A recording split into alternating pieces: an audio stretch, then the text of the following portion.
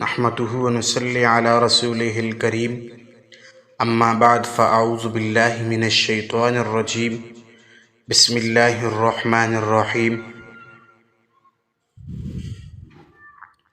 رمضان المبارک کے آخری عشرے کی کسی طاق راتوں میں ایک رات شب قدر یا لیلۃ القدر کی رات ہوتی ہے۔ شب قدر یا لیلۃ القدر بڑی بابرکت، فضیلت و اہمیت والی رات ہے۔ اس رات کے فیوز و برکات کثرت سے حدیثوں میں آئے ہیں۔ اللہ تعالیٰ نے قرآن کریم میں ایک سورت نازل فرمائی اور اس سورت میں اس کی رات کی اہمیت اور فضیلت کو بیان فرمایا ہے۔ اس سورت کا نام سورۃ القدر ہے۔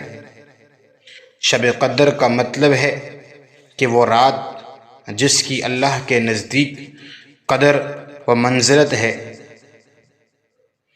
قدر کا معنی ایک معنی عظم و شرف کے ہیں۔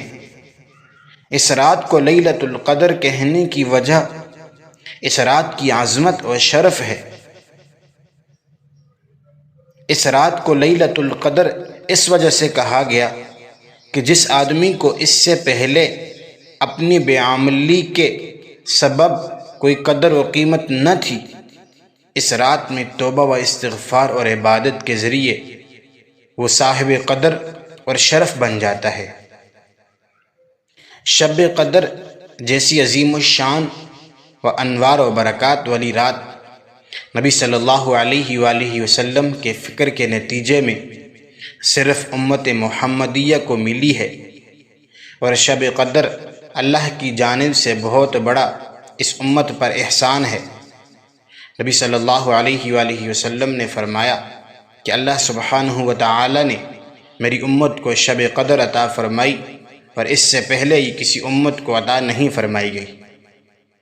تو جس نے ایمان اور اخلاص کے ساتھ اس رات میں قیام کیا، اس کے سابقہ گناہوں کی مغفرت کر دی جائے گی۔ اور اس رات کی علامات یہ ہیں کہ یہ رات انتہائی راحت بخش، صاف، پرسکون اور خاموش رات ہوتی ہے۔ اس رات کے اندر نہ زیادہ گرمی ہوتی ہے اور نہ زیادہ ٹھنڈک ہوتی ہے۔ اس میں چاند روشن ہوتا ہے، اور اس رات میں صبح تک کسی ستارے کے ٹوٹنے کی اجازت نہیں ہوتی۔ اور اس کی علامات میں سے یہ بھی ہے کہ اس کی صبح کو سورج طلوع ہوتا ہے اور اس کی شعاعیں نہیں ہوتی، وہ بالکل برابر ہوتا ہے، گویا کہ وہ 14ویں رات کا چاند ہوتا ہے۔ اور اللہ تعالیٰ نے شیطان پر حرام قرار دیا ہے کہ اس دن وہ اس کے ساتھ نکلے۔ تو اللہ سبحانہ و تعالیٰ شب قدر کی عبادت کے بارے میں قرآن کریم میں فرماتے ہیں کہ شب قدر 1000 مہینوں سے بہتر ہے۔ 1000 مہینے 83 سال اور 4 مہینے کے بنتے ہیں۔ تو اس کا مطلب یہ ہے کہ اس 1000 مہینے تک عبادت کرنے کا جس قدر ثواب ہے، اس سے زیادہ شب قدر میں عبادت کرنے کا ثواب ہے۔